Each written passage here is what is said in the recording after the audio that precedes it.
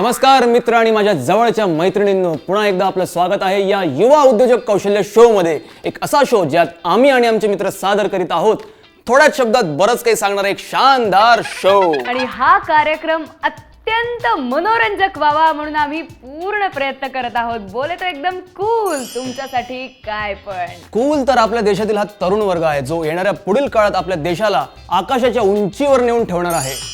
तुला माहित आहे का शर्वरी की आजकालचे युवक वयाच्या 18 वर्षी 12वी उत्तीर्ण झाल्यावर त्यांनी कुठली नोकरी करावी किंवा कुठला स्टार्टअप व्यवसाय सुरू करावा याविषयी काय अपेक्षा असतात त्यांच्या?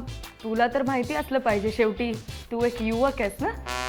हां, म्हणजे मनाने आणि ॲटिट्यूडने मी युवक आहे, पण माझं थोडंसं वय वाढलंय ना थोडंसं. तर मित्रांनो, हा मस्करीचा विषय होता. मस्करी करण्याचा प्रश्न नाहीये. अशा प्रश्नांची उत्तरे समजण्यासाठी चांगली लिसनिंग स्किल म्हणजेच लक्षपूर्वक ऐकण्याचं कौशल्य तुमच्याकडे असलं पाहिजे. आता नीट ऐका, पेन आणि वही तयार ठेवा. आमची प्रश्न मंजुषा सत्रात विचारलेले प्रश्न लिहून घ्या आणि त्यांची उत्तरं कुठं पाठवायची हे सुद्धा प्लीज लिहून घ्या. किंवा यस ॲप तुमच्या स्मार्टफोनवर डाउनलोड करून तुम्ही त्याद्वारे सुद्धा आम्हाला उत्तरे पाठवू शकतात. बरोबर उत्तर देणारे पहिले 200 विद्यार्थी जिंकतील हे अत्यंत मनोरंजक ग्राफिक नॉवेल, ज्यावर आपण आजच्या एपिसोडमध्ये चर्चा करणार आहोत. आणि हो, तुमचे वय जर 18 ते 23 वर्ष वयोगटातील असेल आणि जर तुमच्याकडे पर्यावरणपूरक व्यवसाय कल्पना असेल तर तुम्ही लक्ष देऊन ऐका की तुम्ही तुमची कल्पना व्हिडिओच्या माध्यमातून कशी आम्हाला व्हॉट्सअपद्वारे पाठवू शकाल. करेक्ट. आणि माझ्या मते योग्य प्रकारे प्रश्न सुद्धा करता येणं फार आवश्यक असतं. तुम्हाला हे कळलं पाहिजे की योग्य आणि कमी शब्दांचा वापर करून प्रश्न कसा काय विचारायला पाहिजे. तुम्हाला मिळणारी माहिती सविस्तर असेल, हो किंवा नाही मध्ये नाही. यास मित्रांनो, शॉर्टकट नाही मारायचा बरं का, पण तुम्हाला प्रत्येक गोष्टीच्या मुळाशी पोहोचलं पाहिजे. चला, आता आपण वेळ न दवडता आपल्या तरुण मित्रांकडून जाणून घेऊया की त्यांना काय करायचं आहे ते. Hello DIY youth skill show. मी निशा कुमारी 11वीत शिकते आणि किशनगंजमध्ये राहते. माझा तुम्हाला एक प्रश्न आहे. मला सेंद्रिय पद्धतीनं खेती करायची, ह्यासाठी योग्य प्रशिक्षण कुठे मिळेल? Hello DIY youth skill show. माझं नाव प्रिन्स कुमार आहे. मी 12वीत शिकतो आणि मी किशनगंजला राहतो. मला तुम्हाला हे विचारायचं आहे की सेंद्रिय खत बनवण्यासाठी कोणकोणत्या गोष्टींचा वापर केला जातो आणि आम्ही ते कसं बनवू शकतो. मला अजून एक प्रश्न विचारायचा आहे. जर माझ्या कुटुंबियांनी मला व्यवसाय करण्यास थांबवलं तर मी त्यांची समजूत कशी काढू शकते? मला तुम्हाला प्रश्न विचारायचा आहे की आम्ही तरुण लोक पर्यावरणाचं दूषित होणं हे कशा प्रकारे थांबवू शकतो. निशा, तुझ्या प्रश्नासाठी खूप खूप थँक्यू. तू जिथे राहतेस तिथल्या KVK म्हणजेच कृषी विज्ञान केंद्रात जा. सेंद्रिय शेती करण्यासाठी आवश्यक त्या कौशल्याची, प्रशिक्षणाची पूर्ण माहिती तू तिथे मिळवू शकतेस. आणि आम्हाला खात्री आहे तू खूप चांगली सेंद्रिय शेतकरी होऊ शकशील. जर कुटुंबातले लोक तुला व्यवसाय करू देत नसतील तर तू त्यांची मनधरणी कशी करू शकशील? निशा, तू तुझ्या कुटुंबियांना पटवून दे की स्वतःला सिद्ध करण्यासाठी त्यांनी तुला एक संधी द्यावी. तुमच्या आसपास एखाद्या महिलेने काहीतरी उत्तम कामगिरी केली असेल तर तू त्यांचं उदाहरण घरी दे ना. म्हणजे कुटुंबाला सांग की तुम्ही त्यांचा सल्ला घेऊनच व्यवसाय करताय आणि या शेवटी फायदा कुटुंबाचा सुद्धा होणार आहे ना. प्रिन्स कुमार, तुम्ही विचारलेल्या प्रश्नांसाठी धन्यवाद. अहो, मी एक शहरात राहणारा व्यक्ती आहे आणि मला माहीत नाही की सेंद्रिय खत कसं बनवलं जातं. पण मी आपल्या प्रेक्षकांना आवाहन करतो की तुम्ही आपल्या प्रिन्स कुमारला सांगू शकता की सेंद्रिय खत कसं बनवलं जातं ते. संशोधन करून तुम्ही हे सुद्धा सांगा की युवक पर्यावरणाला दूषित होण्यापासून कसे वाचवू शकतात.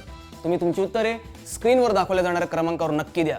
चला, तुम्ही आम्हाला प्रश्न विचारले, आता आमची पाळी. प्रश्न मंजुषा. प्रश्न पहिला, हा लास्ट शो काय आहे? पुन्हा ऐका, हा लास्ट शो काय आहे? दुसरा प्रश्न, सेंद्रिय शेतीने आपल्याला आणि या धरतीला काय फायदा होऊ शकतो? तिसरा प्रश्न, शेतात काम करणाऱ्या महिला संभावित उद्योजिका आहेत. पुन्हा ऐका, शेतात काम करणाऱ्या महिला संभावित उद्योजिका आहेत. एक नवीन बिझनेस आयडिया शोधणाऱ्या उद्योजकाचं पहिलं काम काय असायला पाहिजे? पुन्हा एकदा ऐका, एक नवीन बिझनेस आयडिया शोधणाऱ्या उद्योजकाचं पहिलं काम काय असायला पाहिजे? शेवटचा प्रश्न, कृषी उद्योजकांच्या समोर आज सर्वात मोठं आव्हान काय आहे ज्याचा सामना करण्यासाठी त्यांना तयार राहावं लागेल? पुन्हा ऐका, कृषी उद्योजकांच्या समोर आज सर्वात मोठं आव्हान काय आहे याचा सामना करण्यासाठी त्यांना तयार राहावं लागेल. माझ्याकडे ना हवामान बदलाविषयी सुद्धा काही प्रश्न आहेत, पण त्याआधी एक प्रश्न, तुला असं वाटत नाही का की आपल्याकडे पुरेशा नोकऱ्या आहेत का? म्हणजे तू आणि मी तर शहरात राहतो. असं गृहीत धर की तू आता 11वीत शिकत आहेस आणि 12वी नंतर तुला शहरात येऊन नोकरी करायची आहे आणि त्यासाठी योजना तयार करीत आहेस. काय वाटतं, खात्रीपूर्वक तुला नोकरी मिळेलच असं वाटतं का? मला आपल्या देशातल्या युवकांच्या क्षमतांविषयी अजिबात शंका नाही आहे. मला खात्री आहे की त्यांच्यात खूप गुणवत्ता आहे. पण सत्य हे आहे की शहरात नोकऱ्या कमी आहेत आणि नोकऱ्यांच्या मानाने नोकरीसाठी अर्ज करणाऱ्या उमेदवारांची संख्या खूप जास्त आहे. मला तुमची स्वप्नभंग अजिबात करायची नाही आहेत. मला वाटतं की तुम्हाला सत्य कळलं पाहिजे. युवा बेरोजगारी ही भारतातली खूप मोठी समस्या आहे. तशीच ज्याप्रमाणे हवामान बदल ही खूप मोठी समस्या आहे. एक मिनिट, म्हणजे युवा बेरोजगारी आणि हवामान बदल याच्यात काय फरक आहे? तूच विचार कर ना. म्हणजे दोन्ही समस्या या एकाच वेळी सोडवल्या जाऊ शकतात, हो ना? बरोबर. जर युवक आणि युवतींनी उद्योजक बनण्याचा निर्णय घेतला आणि त्यांनी त्या समस्यांच्या निराकरणासाठी काम केलं ज्या हवामान बदलामुळे निर्माण होत असतात, तर फक्त पर्यावरणाला फायदा होणार नाही, तर ते स्वतः सुद्धा पैसे कमवू शकतात. ते नोकऱ्या निर्माण करू शकतात आणि भरपूर लोकांचं भलं करू शकतात. वा यार वा, खरंच शरोरी, मानलं तुझ्या ज्ञानाला मी. म्हणजे यावरून मला आठवलं ना की 18 ते 23 वर्ष वयोगटातील ज्या युवकांकडे अशा समस्यांचा निराकरणासाठी काही आयडिया असतील तर ते स्क्रीनवर दिलेल्या नंबरवर व्हॉट्सअपद्वारे आम्हाला पाठवू शकतात. तुम्ही नक्की सांगितलं पाहिजे जर एक त्या आयडियामुळे हवामान बदलाचे निराकरण करता येऊ शकत असेल, 2 रोजगाराच्या नवीन संधी उपलब्ध होत असतील तर, आणि 3 आयडिया सगळ्यांच्या फायद्याची असेल, आणि 4 तुमच्या आयडियामुळे खूप लोकांच्या आयुष्यात फरक पडत असेल तर. मित्र आणि मैत्रिणींनो, आता आपण ओरॅकल या संस्थेत काम करणाऱ्या काही खास व्यक्तींना भेटणार आहोत, जे आपल्याला विविध विषयांसंबंधी फार उपयुक्त अशा टिप्स देणार आहेत, ज्या प्रत्येक व्यावसायिकाला माहीत असायला पाहिजे. चला तर मग पाहूया. नमस्कार, मी गौरी. मी पुण्याच्या ओरॅकल कंपनीत काम करते. मी आज आपल्याशी एंटरप्रिन्युअरशिप म्हणजे उद्योजकता या विषयावर बोलणार आहे. उद्योजकता म्हणजे एखादा व्यवसाय विकसित करण्याची, आयोजित करण्याची आणि चालवण्याची क्षमता आणि तत्परता. हे नफा मिळवण्याकरता त्याच्या अनिश्चिततेसह केले जाते. एका उद्योजकाला जोखीम घेण्याची क्षमता, दूरदृष्टी असावी लागते. थोडक्यात एखादी नवीन कंपनी सुरू करण्याचा संकल्प व दृढ निश्चय असलेला आणि सर्व जोखीमांचा सामना करायला तयार असलेला एक उद्योजक होऊ शकतो. हे व्यवसाय अगदी छोटे घरगुती स्वरूपाचे किंवा मोठ्या कंपन्या पण असू शकतात. आपल्या देशात आज उद्योजकांची फार गरज आहे, जे नाविन्यपूर्ण व्यवसाय आणि विक्री करू शकतात, जेणेकरून ते स्वतः नफा कमवतीलच पण इतरांनाही रोजगारची संधी मिळवून देतील. कुठलाही व्यवसाय सुरुवातीला लहान प्रमाणातच होतो आणि हळूहळू वाढत जातो. त्याचं उत्तम उदाहरण म्हणजे लिज्जत पापड. सुरुवातीला फक्त 80 रुपयात सुरू केलेली गच्चीवरची कंपनी होती. आज 500 कोटींची आहे. लघु उद्योग कुठल्याही प्रकारचे असू शकतात. मसाले, पापड, किराणाची दुकान किंवा टेलरिंगचे सुद्धा. आज सरकार लघु उद्योजकांना खूप सहकार्य करते, खास करून महिलांना. कमी व्याजदरात कर्ज देणे, कायदेशीर दस्तावेज करण्यात मदत करणे, टॅक्समध्ये सूट आणि अशा बऱ्याच सवलती. उद्योजक होण्याची पहिली पायरी म्हणजे आपली आवड ओळखा, क्षेत्र ठरवा. एखादी नवीन कल्पना सुचली तर त्याचा पूर्ण अभ्यास करा, संशोधन करा. बाजाराचा पण निरीक्षण घ्या. कुठलीही संधी वाया जाऊ देऊ नका. धन्यवाद. नमस्कार, मी समृद्धी. ओरेकल या नावाच्या कंपनीमध्ये मी बँगलोरला कामाला आहे. आज आपण जाणूया की बिंग ऑन टाइम म्हणजे वेळेचं महत्त्व, वेळेवर असणं महत्त्वाचे का आहे. मित्रांनो, तुम्ही ऐकलेच असेल की वेळ कोणाकरिताही थांबत नाही, म्हणजे गेलेली वेळ परत येत नाही. म्हणून वेळेचा मान राखणे अत्यंत महत्त्व आहे. वेळेवर असणं महत्त्वाचे आहे. तुमच्यावर कोणी विश्वास करावा किंवा नाही ते तुम्ही वेळेचा किती मान राखता त्यावर अवलंबून असतं. कुठल्याही गोष्टी उशीर झाल्यास असंख्य अनोळखी दुष्परिणाम होऊ शकतात. ही कदाचित तुम्हाला छोटीशी गोष्ट वाटत असेल, परंतु याचा आपल्या कारकिर्दीसह जीवनावर मोठा परिणाम होऊ शकतो. उदाहरण घ्यायचेच तर एखादा विद्यार्थी महत्त्वाच्या परीक्षेच्या दिवशी उशिरा पोहोचतो आणि त्यामुळे त्याला परीक्षेला बसता येत नाही, तेव्हा त्याचा जीवनाचे एक महत्त्वाचे वर्ष वाया जाऊ शकतं. एखादा प्रवासी रेल्वे स्थानकावर उशिरा पोहोचतो आणि त्याची गाडी निघून जाते, तेव्हा त्याचे महत्त्वाचे काम चुकते, तेव्हा त्याला खूप पश्चाताप होतं महत्त्वाचं काम चुकत्यासोबत त्याची ट्रेनसुद्धा जातो आणि जे तिकीटचे पैसे ते सुद्धा वाया जातात.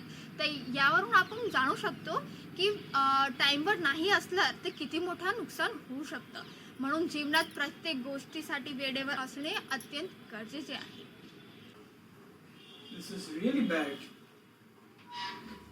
The candidate is still not here for the interview.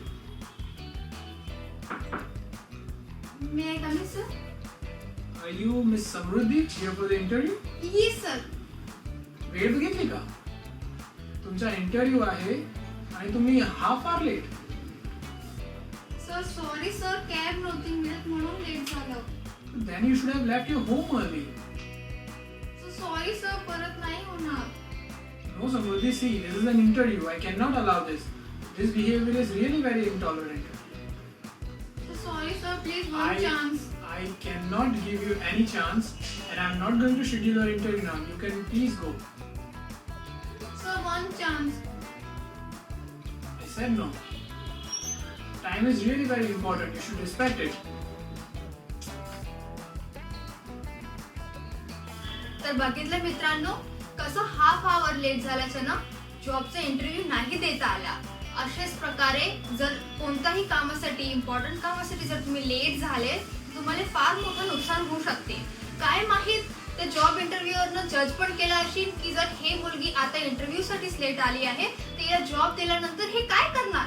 सर्व इम्पॉर्टंट मीटिंग सुद्धा लेट होणार, रोज ऑफिसला लेट येणार आणि त्यासाठीच त्याने तिचा इंटरव्ह्यू सुद्धा नाही घेतला. शर्वरी, मी आताच सांगतो की सेंद्रियच भविष्य आहे. वा अक्षय वा, तुला तर खूप माहिती आहे. तुला तर मी म्हटलं होतं ना की थोडं जग आम्हीही पाहिलंय. बरं ते जाऊ दे. खरं तर हवामान बदलाची समस्या ना दिवसेंदिवस वाढत चालली आहे. आपण ह्या गाड्या बसेस चालवायला इंधन जाळतो, प्लास्टिक सुद्धा जाळतो, ज्यामुळे जीव घेणा वायू निघतो जो हवेत आपल्या खाण्यापिण्यात आणि सगळीकडे पसरतो. आपण कोळसा जाळतो ज्यामुळे खूप प्रदूषण होतं आणि आपण तर दिवसेंदिवस ना जंगल सुद्धा नष्ट करीत चाललो आहे. यामुळे ना पाऊस उशिरा सुरू होतो, कुठे पूर येतो तर कुठे दुष्काळ पडतो आणि आपण निसर्गाच्या रौद्र रूपापुढे काहीही करू शकत नाही. आता जर एवढं जग बघितलंयस तर त्याच्यावर उपाय काय ते सुद्धा सांग. आपण करू शकतो लहान सहान बदल, म्हणजे जसे की प्लास्टिक विकत घेणार नाही आणि स्वच्छ ऊर्जेविषयी शिकून घेऊ, सौर ऊर्जा, बायोमास, बायोगॅस इत्यादी. काळजी करू नकोस, आपण येणाऱ्या सगळ्या एपिसोड्समध्ये या विषयावर सविस्तर चर्चा करणार आहोत. चला मित्रांनो, आम्ही तुम्हाला अशाच लहान लहान बदलांची एक मोठी गोष्ट दाखवतो. ही गोष्ट अगदी हिंदी चित्रपटासारखी आहे आणि म्हणूनच मी तुम्हाला समजलं कुठली गोष्ट आहे ती. ही तर अगदी अफलातून गोष्ट आहे. म्हणजे यात बॉलिवूडचा सर्व मिरची मसाला आहे. ड्रामा, इमोशन, सस्पेन्स आणि सर्वात महत्वाची आहे ती होप, म्हणजेच आशा एका उज्ज्वल भवितव्याची. अच्छा ओके, सॉरी, तू काहीतरी बोलत होतीस. आता ठीक आहे. द लास्ट शो मध्ये आपण आपल्या नायिकेच्या वडिलांची शेती उद्ध्वस्त झाली. आपली नायिका स्थानिक TV स्टेशनवर इंटर्नशिप करते.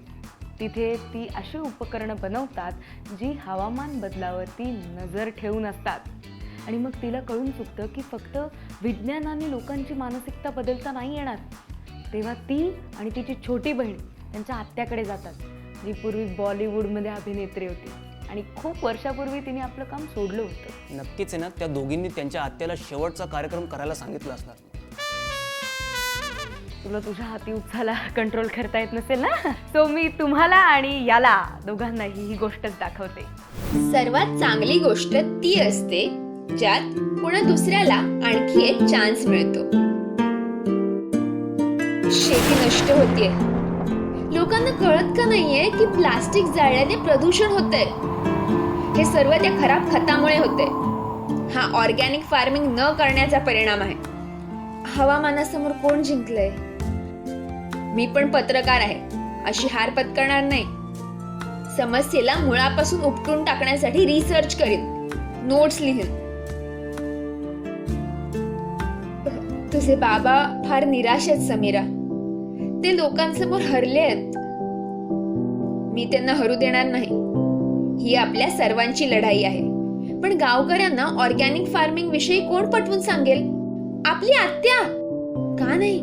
त्यांची मदत घेण्यात काय वाईट आहे? मला ऍक्टिंगच्या दुनियेने उद्ध्वस्त करून टाकलं. मला पुन्हा त्या दुनियेत परतायचं नाहीये.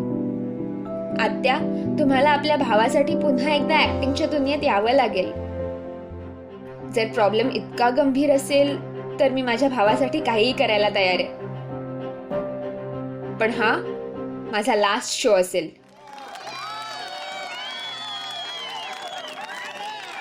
मुलींनी मनावर घेतलं तर त्या काहीही बदलवू शकतात. मग ती लढाई समाजासोबत असो की क्लायमेट चेंज सोबत.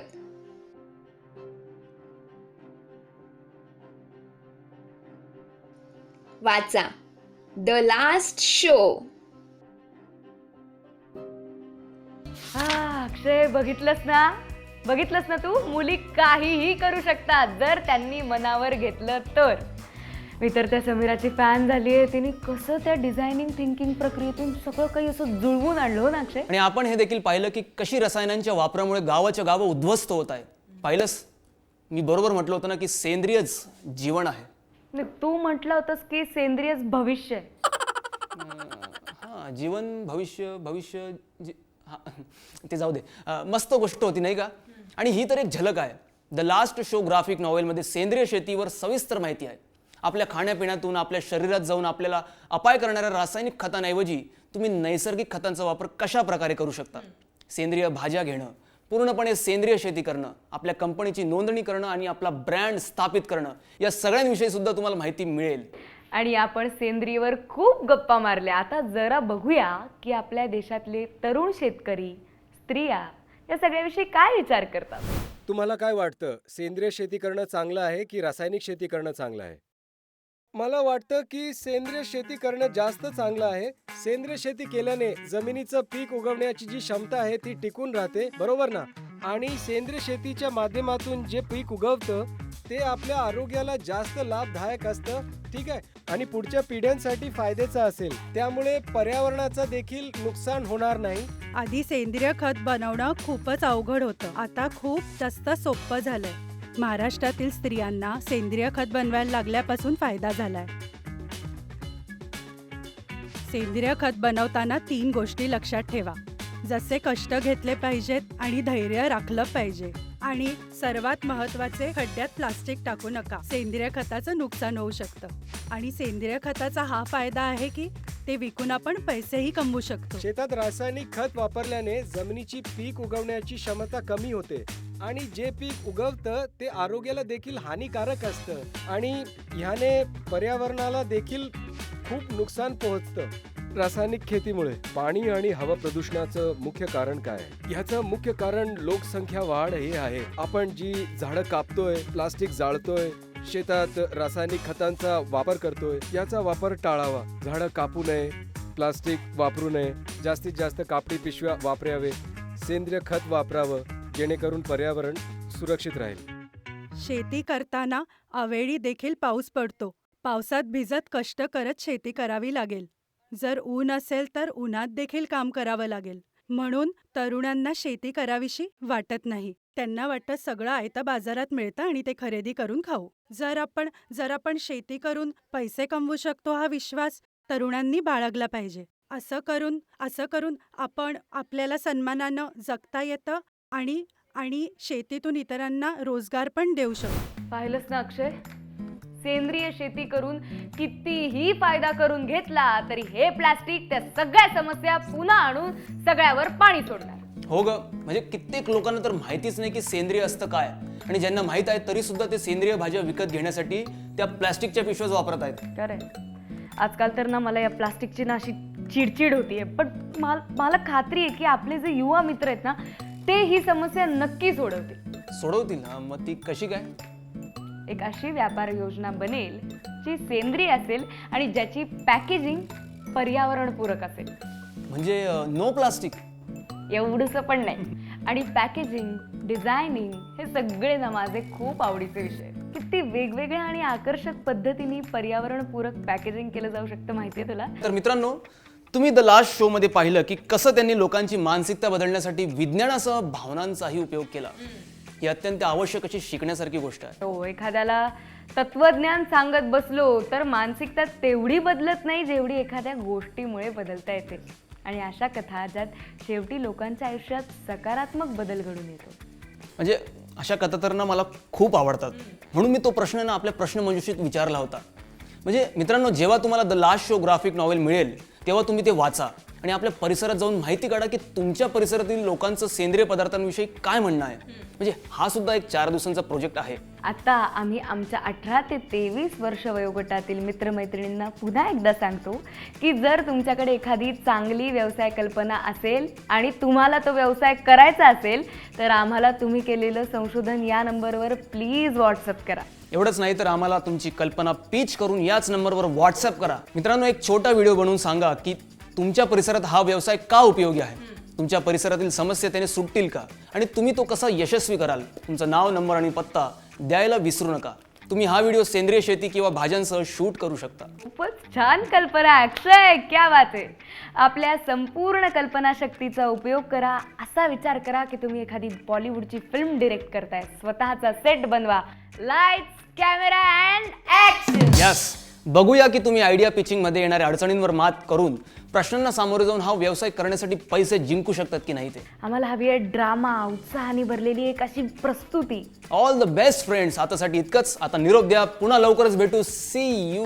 हो, आम्ही विचारलेल्या प्रश्नांची उत्तरं देण्यासाठी आणि तुमचे काही प्रश्न असल्यास प्लीज आम्हाला टोल फ्री क्रमांकावर कॉल करू शकता. आणि हो, जर तुमचे वय 18 ते 23 वर्ष वयोगटातील आहे तर तुम्ही तुमची व्यवसाय कल्पना किंवा या विषयासंबंधी काही प्रश्न असतील तर ते या नंबरवर व्हिडिओ व्हॉट्सअप करा. आपलं नाव, नंबर आणि पत्ता द्यायला विसरू नका. न जाणो तुम्हाला यासाठी फंडिंग सुद्धा मिळेल. So all the very best. मी शर्वरी आणि मी अक्षय जाधव. आणि आपण पुन्हा भेटूयात या आपल्या लाडक्या शो मध्ये ज्याचं नाव आहे युवा उद्योजक कौशल्य शो.